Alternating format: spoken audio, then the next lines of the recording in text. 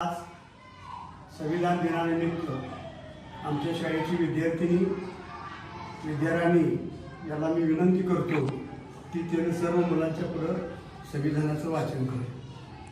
आम्ही भारताचे लोक, भारताचे एक सार्वभौम समाजवादी धर्मनिरपेक्ष लोकशाही गणराज्य घडवण्याचा व त्याच्या सर्व नागरिकांस सामाजिक, आर्थिक व राजनीतिक न्याय, विचार, अभिव्यक्ती, विश्वास, श्रद्धा व उपासना यांचे स्वातंत्र्य, दर्जाची व संधीची समानता निश्चितपणे प्राप्त करून देण्याचा आणि त्या सर्वांमध्ये व्यक्तीची प्रतिष्ठा व राष्ट्राची एकता आणि एकात्मता यांचे आश्वासन देणारी बंधता प्रबोधित करण्याचा संकल्पपूर्व निर्धार करून आमच्या संविधान सभेत आज दिनांक 26 नोव्हेंबर 1949 रोजी याद्वारे संविधान अंगीकृत आणि अभिनिर्मित करून स्वतः प्रत अर्पण करीत आहोत। जय हिंद।